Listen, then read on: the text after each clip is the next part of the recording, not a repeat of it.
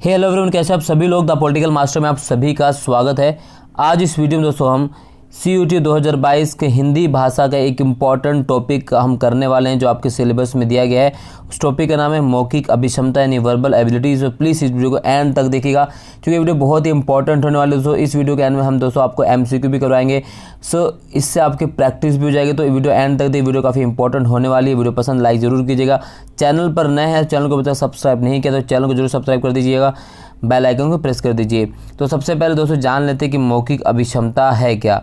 तो मौखिक अभिक्षमता या वर्बल एबिलिटी की अगर हम बात करें दोस्तों तो इसका मतलब होता है कि शब्दों व वाक्यों को, जी हाँ शब्दों, ठीक है, शब्दों या वाक्यों, शब्दों या वाक्यों को के माध्यम से अपनी बात इस ढंग से कहना कि वो दूसरों को आसानी से समझ आ जाए, है ना। इसे हम मौखिक अभिक्षमता कहते हैं। यानी जो आप बात कहना चाहते हैं वह दूसरों को आसानी से समझ में आ जाए, सीधे सिंपल शब्दों में, वही क्या है, मौखिक अभिक्षमता है।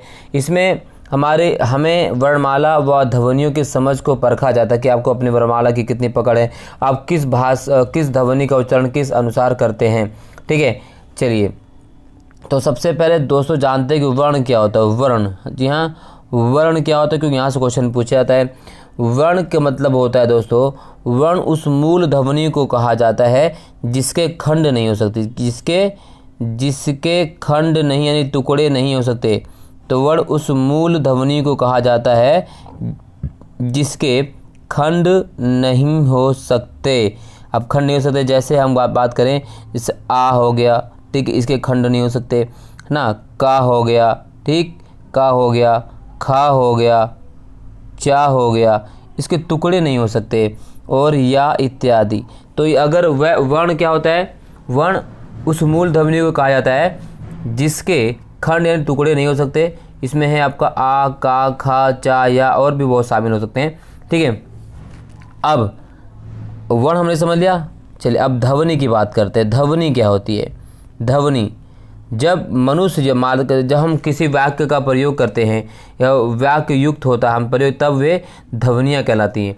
जब इन्हीं वर्ण को हम दोस्तों वाक्य के रूप में बोलते हैं तब वो क्या कहलाएंगे, साउंड कहलाएंगे, ठीक है, साउंड्स कहलाती हैं, ठीक है।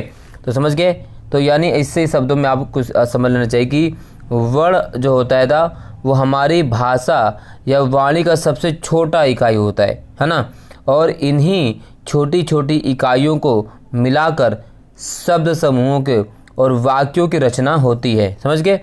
चलिए अगर हम बात करें दोस्तों तो जो वर्ण होते हैं, ठीक, जिसे हम अल्फ़ाबेट भी कहते हैं, तो हिंदी में कुल कितने वर्ण होते हैं तो ये आपको पता होना चाहिए। कमेंट बॉक्स में बता दीजिए हिंदी में कुल कितने वर्ण होते हैं। चलिए मैं ही आपको बताता हूँ। हिंदी में वर्ण होते हैं केवल 52। तो हिंदी में 52 वर्ण होते हैं, और या ध्वनियाँ आप इसे कह सकते हैं, ठीक है। अब वर्ण के दो भेद होते हैं। कितने भेद होते हैं वर्ण के। इसी वर्ण के दो भेद होते हैं। एक को हम क्या कहते हैं, स्वर, ठीक है, एक को हम स्वर वर्ण कहते हैं और दूसरे को क्या कहते हैं दोस्तों, व्यंजन, ठीक है। तो वर्ण के दो भेद होते हैं, एक को हम स्वर वर्ण कहते हैं, दूसरे को व्यंजन कहते हैं। क्या कहते हैं, व्यंजन कहते हैं। क्लियर। तो सबसे पहले दोस्तों जान लेते हैं कि स्वर्ण वर्ण क्या है। आप इसका स्क्रीनशॉट ले लीजिए। हम बात करते हैं स्वर्ण वर्ण की, ठीक है। तो जो स्वर वर्ण है वो क्या है, स्वर वर्ण, ठीक है, इसकी बात करते हैं हम। तो स्वर्ण वर्ण की बात करते हैं दोस्तों। तो सबसे पहले अगर हम बात करें, जिन वर्णों या ध्वनियों का उच्चारण बिना किसी अन्य ध्वनि की सहायता से होता है उसे हम क्या कहते हैं, स्वर्ण कहते हैं। तो उसे स्वर कहा जाता है। ध्यान रखिएगा, जिन वर्णों का उच्चारण बिना किसी अन्य ध्वनि की सहायता से होता है उसे हम कहते हैं स्वर वर्ण कहते हैं। जिसमें और किसी भी अन्य ध्वनि की आवश्यकता नहीं होती है उन्हें हम क्या कहते हैं, स्वर वर्ण कहते हैं। अगर हम मूल स्वर की बात करें दोस्तों, तो जिन स्वरों की उत्पत्ति बिना किसी दूसरे स्वर की होती है, ठीक, वो मूल स्वर कौन कौन से, जिन शब्दों की उत्पत्ति या जिन स्वरों की उत्पत्ति बिना किसी दूसरे स्वर के मेल से होती है वो है कौन कौन से, इसे हम कहते हैं हास्य स्वर। क्या कहते हैं, हास्य या हास्य स्वर, ठीक है, आपको पता होना चाहिए। वो मूल स्वर कहलाते हैं। और मूल स्वर कौन कौन से होते हैं, आ, ठीक है, ई, ऊ, ठीक, ये सब क्या है, ये सब मूल स्वर हैं जिनकी उत्पत्ति किन्हीं दोनों स्वरों से मिलकर नहीं हुए हैं। तो ये चार मूल स्वर कौन कौन से, एक बार मैं आपको फिर बता देता हूँ।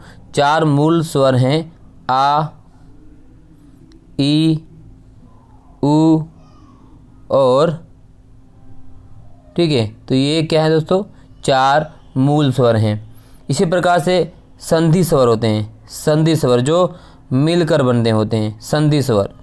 अब संधि स्वर की अगर हम बात करें, संधि स्वर मूल स्वरों के मेल से बनने वाले जो वाले स्वरों को संधि स्वर कहते हैं। जो मूल स्वरों के मेल से बने स्वर होते हैं उन्हें संधि स्वर कहते हैं। अब इन स्वरों को हम, जो संधि स्वर कौन कौन से, आ, ई, ए, ठीक है, ये क्या है, और ओ, ये सब क्या है, ये सब संधि स्वर हैं, राइट। और संधि स्वर के भी 2 भाग होते हैं। संधि स्वर के 2 भाग कौन कौन से होते हैं, एक होता है दीर्घ स्वर, एक होता है दीर्घ स्वर, और दूसरा होता है संयुक्त स्वर, ठीक है। संधि स्वर के 2 भाग होते हैं, दीर्घ स्वर और संयुक्त स्वर। ये आपको पता होना चाहिए, क्योंकि यहाँ से दोस्तों अगर आपने एक बार समझ लिया ना, तो आप जो है कोई भी MCQ आ जाए वो आप आसानी से क्लियर कर सकते हैं। तो संधि स्वर के 2 भाग होते हैं, दीर्घ स्वर और संयुक्त स्वर। अगर हम दीर्घ स्वर की बात करें तो दीर्घ स्वर के एग्जाम्पल हम देख सकते हैं दोस्तों। तो यहाँ पर आप देख सकते हैं दीर्घ स्वर क्या हो सकता है, ये हो गया आपका दीर्घ स्वर, इससे मिलकर क्या बनता है, दीर्घ स्वर बन जाता है, ठीक है। ये सब क्या हो गया, ये आपका बन गया दीर्घ स्वर, ठीक है। इसे कहा जाता है दीर्घ स्वर। और संयुक्त स्वर की अगर हम बात करें, संयुक्त स्वर में दोस्तों तो जो ए है, ए, ओ, औ, इनको अगर हम कहें तो ये 2 मिलकर क्या बनेंगे, आ और ई मिलकर क्या बनेंगे, ए बनेंगे, ठीक है। इसी प्रकार से आ और ए मिलकर भी ए बनेंगे, ये बनेगा। तो इस तरह से ये क्या कहलाते हैं, ये कहलाते हैं संयुक्त स्वर। क्लियर, चलिए अब आगे चलते हैं। इसी प्रकार से जाति के अनुसार स्वरों के 2 भेद हैं, तो वो हम नहीं करेंगे क्योंकि वहाँ से क्वेश्चन नहीं पूछा जाता है। और उच्चारण के अगर हम बात करें दोस्तों, तो उच्चारण भी कई स्वर होते हैं, जिसे हम लघु स्वर कहा जाता है। उच्चारण के अनुसार लघु स्वर, इसी तरह से गुरु स्वर भी होता है। अब लघु स्वर की बात करें, अ, ई, उ, ठीक है। और गुरु स्वर की बात करेंगे, जैसे आ, ई, उ, ये सब क्या है, गुरु स्वर हैं, ठीक है। अब ये सब जीवा वाले भी आपसे क्वेश्चन पूछा जाता है कि भाई जीवा यानी जीवा के आधार पर, ठीक है, जीवा के आधार पर स्वर कितने प्रकार के होते हैं। तो जीवा के आधार पर स्वर जो होते हैं वो 3 प्रकार के होते हैं। वो कौन कौन से होते हैं, जीवा के आधार पर अग्र स्वर, जो जीवा के आधार पर जो स्वर होता है अग्र स्वर, जिसमें जो अग्र स्वर होता है जैसे ई हो गया, फिर ई हो गया, ए और ए आपके, ठीक है, ये आपका जीवा के आधार पर अग्र स्वर है। इसी प्रकार से मध्य स्वर की अगर हम बात करें तो मध्य स्वर जो होता है वो आ होता है। फिर एक अगर हम पश्च स्वर की बात करें तो वो होता है आ, उ, ओ, औ, इस तरह से जो पश्च स्वर होते हैं, ठीक है। ये आपको पता होना चाहिए दोस्तों। क्लियर, चलिए नेक्स्ट हम टॉपिक करते हैं। अभी इसका सारा क्वेश्चन हम करें तो आपको आसानी से समझ में आ जाएगा दोस्तों। और इम्पोर्टेंट चीज़ अगर हम बात करें, स्पर्श व्यंजन, अवरोध व्यंजन, ये सारे व्यंजन आपको पढ़ने हैं, इससे आधारित जो है क्वेश्चन आपसे पूछा जाएगा दोस्तों। चलिए अब मैं आपको कुछ MCQ करवाता हूँ जहाँ से क्वेश्चन पूछे जाते हैं, ठीक है। चलिए कुछ इंपॉर्टेंट MCQ अगर हम बात करें तो यहाँ पर देख सकते हैं, निम्नलिखित में से कौन सा मूल दीर्घ स्वर नहीं है। तो मूल दीर्घ स्वर की अगर हम बात करें तो यहाँ पर मूल दीर्घ स्वर कौन सा नहीं है। तो मूल दीर्घ स्वर दोस्तों जो है वो ओ मूल दीर्घ स्वर नहीं है। क्या नहीं है, ओ मूल दीर्घ स्वर नहीं है। क्लियर, इस तरह से क्वेश्चन आएंगे। इसी प्रकार से हिंदी में ध्वनियाँ कितनी प्रकार की होती हैं। तो हिंदी में जो ध्वनियाँ होती हैं वो 2 प्रकार की होती है। क्लियर, मात्रा के आधार पर स्वर कितने प्रकार के होते हैं। तो मात्रा के आधार पर स्वर 2 प्रकार के होते हैं। जीवा के आधार पर स्वर कितने प्रकार के होते हैं। तो जीवा के आधार पर स्वर 3 प्रकार के होते हैं, ठीक है। एक से अधिक वर्णों के मेल से बने मेल को क्या कहते हैं। तो एक से अधिक जो वर्णों के मेल को क्या कहा जाता है। तो एक से अधिक वर्णों के मेल को व्यंजन कहते हैं। क्या कहते हैं, व्यंजन। माफ़ कीजिएगा, टेक्निकल इश्यू हो गया थोड़ा सा, मैं आपके ऊपर, हाँ एक मिनट, ठीक है। चलिए, तो वर्णों के मेल से जो उसे क्या कहा जाता है, व्यंजन कहा जाता है। क्या कहा जाता है, व्यंजन। क्लियर, ये आपको पता होना चाहिए। जिनका उच्चारण स्वतंत्रता से होता है और जो व्यंजन के उच्चारण में सहायक होते हैं उसे क्या कहते हैं? तो व्यंजन के उच्चारण में जो सहायक होते हैं उन्हें क्या कहा जाता है? उन्हें कहा जाता है स्वर। निम्न में दीर्घ स्वर क्या है? तो दीर्घ स्वर है कौन से? ई, ये दीर्घ स्वर है। अंतःस्थय व्यंजन कौन सा है? तो अंतःस्थय व्यंजन की अगर हम बात करें तो अंतःस्थय व्यंजन वा है। निम्नलिखित में अल्प प्राण व्यंजन कौन सा है? तो अल्प प्राण व्यंजन दोस्तों है वो है गा। इस तरह से क्वेश्चन इसी समझिए जो क्वेश्चन आपके पेपर में दोस्तों आएंगे तो एक कंप्लीट आपको करना है। बहुत इंपॉर्टेंट चैप्टर है, ठीक है, बहुत इंपॉर्टेंट टॉपिक भी यहाँ से 100% आपके क्वेश्चन पूछे जाएंगे। इसी प्रकार से यहाँ सारा क्वेश्चन देखा गया, देख सकते हैं। क्वेश्चन पूछा गया ई चा छा जा झा यहाँ यादि का उच्चारण किससे होता है? तो इनका जो उच्चारण किससे होता है यहाँ से क्वेश्चन पूछा गया है। अगर इनके उच्चारण की बात करें तो किससे होता है इसका उच्चारण? ये होता है तालाब से। तालाब जो हमारे तालु होता है उससे उच्चारण होता है। आप इसको पढ़ दे ई चा छा झा झा, ठीक है। इसी प्रकार से अगर हम बात करें कि निम्नलिखित में से अल्प प्राण व्यंजन कौन सा है? तो अल्प प्राण व्यंजन की अगर हम बात करें तो कौन सा? वो अल्प प्राण व्यंजन वो का है, ठीक है, माफ़ कीजिएगा। अल्प प्राण व्यंजन की बात करें तो अल्प प्राण व्यंजन इसमें दोस्तों का है, हमने 10वें का। निम्नलिखित में घोष वर्ण कौन सा है? घोष वर्ण कौन सा है? तो घोष वर्ण जा। निम्नलिखित में से ओष्ठ वर्ण कौन सा है? तो ओष्ठ वर्ण है आपका ऊ। इस तरह से ऊ, होठ मिले ना, ओष्ठ, ठीक है, ये व्यंजन है। नेक्स्ट देख सकते हैं दोस्तों, ककाल्य वर्ण कौन सा होता है? ककाल्य वर्ण कौन सा है 13वें का? तो ककाल्य वर्ण है दोस्तों हा है ककाल्य वर्ण, ठीक है।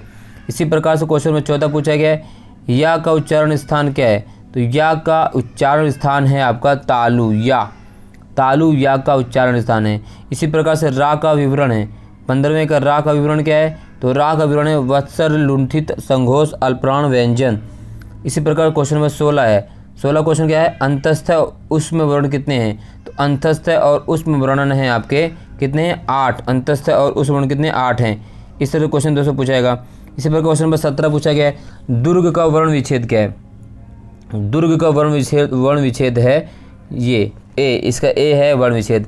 इसी प्रकार से क्वेश्चन नंबर अगर हम बात करें क्वेश्चन नंबर 18, अचूक विशेषण के साथ अचूक विशेषण, क्वेश्चन क्या पूछा गया है? अचूक विशेषण के साथ उपयुक्त संज्ञा है। तो अचूक विशेषण के साथ जो उपयुक्त संज्ञा है वो क्या है? वो है निशाना, अचूक निशाना। संघोष वर्ण कौन सा है? संघोष वर्ण की अगर हम बात करें तो संघोष वर्ण है बी। इस तरह क्वेश्चन दोस्तों आपसे पूछा जाएगा। इसी प्रकार से क्वेश्चन नंबर 20 देख सकते हैं। 20 से पहले दोस्तों हम करते हैं 25। हिंदी भाषा की कुल वर्ण लिपियाँ कौन सी? हिंदी भाषा की कुल वर्ण लिपियाँ की अगर हम बात करें तो हिंदी भाषा की कुल वर्ण लिपियाँ कितनी हैं? 52 वर्ण लिपि हिंदी भाषा की। 26 जिनकी ध्वनि केवल मुख से निकलती है। तो जिनकी ध्वनि केवल मुख से निकलती वो है क्या? निर्नुनासिक स्वर। 27वां, निम्नलिखित में कौन सा वर्ण उच्चारण की दृष्टि से दंत नहीं है? तो कौन सा शब्द जो है वर्ण जो है उच्चारण की दृष्टि से दंत नहीं है? तो वो है आपका टा। दंत नहीं, इसमें दांत नहीं लगता है, टा, ठीक है। छा वर्ण किसके योग से बनता है? तो छा वर्ण जिस योग से बनता है वो है दोस्तों क्या है? का प्लस श, इससे बनता है पहले से। हिंदी वर्णमाला के स्वरों की कुल संख्या कितनी होती है? तो हिंदी वर्णमाला में स्वरों की कुल संख्या कितनी है? 11 स्वर हिंदी भाषा में। इसके बाद 30वें का उत्तर जो दोस्तों है अर्ध विवृत स्वर क्या है? अर्ध विवृत स्वर क्या है? या है, या अर्ध विवृत स्वर है, ठीक है। यानी इसका जो सही उत्तर वो क्या है? बी, ठीक है। इसी प्रकार दोस्तों अगर हम बात करें नेक्स्ट की तो 19वां बता दें आपको संघोष कौन सा है? 20वां उष्म व्यंजन कौन सा है? उष्म व्यंजन। तो उष्म व्यंजन की अगर हम बात करें तो हा जो है दोस्तों वो है उष्म व्यंजन। उद्यान का शुद्ध वर्ण विच्छेद क्या है? उद्यान का शुद्ध वर्ण विच्छेद है उद्यान, ठीक है, ये सी। इस पर 22 निम्नलिखित में कौन सा स्वर नहीं है? तो निम्नलिखित में से जो स्वर नहीं है वो कौन सा है? यहाँ स्वर नहीं है, ठीक है। चलिए नेक्स्ट, निम्नलिखित में से कौन टा वर्ग में नहीं है? तो टा वर्ग में कौन नहीं है? तो वह टा वर्ग में नहीं है, वो है दोस्तों धा, ये टा वर्ग में नहीं है। निम्नलिखित में कौन सा संयुक्त स्वर है? तो संयुक्त स्वर की अगर हम बात करें वो कौन सा है? ए ओ ओ, ये संयुक्त स्वर हैं। इसी प्रकार से अगर हम बात करें तो क्वेश्चन नंबर 32 क्या है दोस्तों? 32 में पूछा गया है कि इनमें से ओ का उच्चारण स्थल कौन सा है। तो ओ का उच्चारण जो है वो क्या है, वह है आपका कंठोष्ठ, यानी डी इसका सही उत्तर है। क्या है, डी इसका सही उत्तर है। चा और छा वर्ण का उच्चारण स्थान कौन सा है। चा और छा वर्ण का उच्चारण स्थान कौन सा है। तो चा और छा वर्ण का जो उच्चारण स्थान है वो है तालु। तालव्य व्यंजन क्या है, तो 34 की अगर हम बात करें तो वो दोस्तों चा छा जा, ये है तालव्य वर्ण। किस शब्द में रे स्वर नहीं है, तो उसमें अगर हम बात करें 35 का, तो 35 का है वो है आज। ठीक है, डी। ओ किस प्रकार के वर्ण हैं। ओ जो है वो है कंठोष्ठ है। ठीक है, सभी स्पर्श व्यंजन कौन से वर्ग में है, तो सभी स्पर्श व्यंजन जो हैं वो का, चा, प, दा। इस तरह से क्वेश्चन दोस्तों आपको करना है। यहाँ से ऐसे ही क्वेश्चन आपसे पेपर में जो है पूछे जाएंगे। इसी प्रकार से हम 38 की बात करें, 38 स्वर ध्वनि के प्रकार हैं। तो स्वर ध्वनि के जो प्रकार हैं वो हैं उपयुक्त तीनों, यानी दीर्घ है, प्लुत है, हर्ष है, तीनों हैं। ठीक है, चलिए निम्नलिखित में अर्ध स्वर कहलाता है। 39 की अगर हम बात करें तो अर्ध स्वर कौन सा है। अर्ध स्वर दोस्तों वो है या है अर्ध स्वर। महाप्राण ध्वनियाँ व्यंजन वर्ण में किससे संबंधित है, तो महाप्राण ध्वनियाँ जो वो संबंधित किससे हैं। तो 40वें की अगर हम बात करें तो वो है 40 का आपका उत्तर होगा दोस्तों सी, दूसरा और चौथा। इसी प्रकार से 41, इनमें से कौन सा व्यंजन अल्प प्राण है, तो अल्प प्राण व्यंजन जो है वो है चा, अल्प प्राण व्यंजन है। 42वां, इनमें से कौन सा वर्ण स्पर्श व्यंजन नहीं है, तो स्पर्श व्यंजन जो है दोस्तों वह है या नहीं है। अगला अगर हम बात करें 43, निम्नलिखित में कंठ ध्वनियाँ कौन सी हैं, तो कंठ ध्वनियाँ हैं वो हैं का और खा। हिंदी की सा ध्वनि है, हिंदी की जो सा ध्वनि कौन सी है, तालव्य है। कौन सा वर्ण ओष्ठ नहीं है, तो 45 की अगर हम बात करें तो डी ए, जो आ ओष्ठ नहीं है। निम्नलिखित में से नासिक के व्यंजन कौन से, जो नाक से निकलता है वो कौन सा है दोस्तों 46 का। तो 46 का जो है ना वो है दोस्तों बी, स हा कौन से व्यंजन कहलाते हैं, स हा कौन से व्यंजन कहलाते हैं। तो 47 का जो है दोस्तों वो है उसमें संघर्षी व्यंजन। फिर 48 की अगर हम बात करें, छ ध्वनि निम्नलिखित में से किसके अंतर्गत आती है, तो छ ध्वनि जो निम्नलिखित में से किसके अंतर्गत आती है, वो आती है संयुक्त व्यंजन, है ना, 48 का सी। इसी प्रकार से 49 का दोस्तों हिंद शब्दकोश में छ का क्रम किस वर्ण के बाद आता है, तो का के बाद आता है। ठीक है, इसी प्रकार 50वां, ज्ञा वर्ण किन वर्णों के संयोग से बना है, तो ज्ञा वर्ण किन वर्णों के संयोग से बना है, तो वह आंसर इसका बी। ठीक है, इस तरह से सारे क्वेश्चन दोस्तों आपको करने हैं। ठीक है, यहाँ आप देख सकते हैं पूरे 100 क्वेश्चन यहाँ पर मैंने शामिल किया हुआ है। ये सभी क्वेश्चन आप आराम से प्रैक्टिस कर सकते हैं, सभी 100 क्वेश्चन आपके लिए बहुत ही इंपॉर्टेंट है। ठीक है, इस जो कह सकते हैं दोस्तों हमारा जो टॉपिक है, सिलेबस है, इस टॉपिक से बाहर जो है इस सिलेबस वाले इस क्वेश्चन नहीं आएगा, ये आपको कंप्लीट कर लेना है। और इसका आंसर की भी दोस्तों मैंने इसमें शामिल करता है, आपको किसी प्रकार कोई परेशानी नहीं होगी। तो आप इसके आंसर की देखकर पहले इसके प्रैक्टिस करना है आपको, फिर आंसर की में से आपको इसको मिलान करना है। मैंने आंसर की इसी वीडियो के अंत में दे रखी है दोस्तों। ठीक है, तो आप यहाँ पर आंसर की भी मिलान कर सकते हैं, सभी आंसर की मैंने यहाँ पर दे रखी है दोस्तों। आई होप आपको वीडियो पसंद आई होगी। अगर वीडियो पसंद आई तो लाइक ज़रूर कीजिएगा। चैनल पर नए हैं और चैनल को अभी तक सब्सक्राइब नहीं किया तो चैनल को जरूर सब्सक्राइब कर दीजिएगा, बेल आइकन को प्रेस कर दीजिए। बहुत बहुत धन्यवाद दोस्तों, जय हिंद।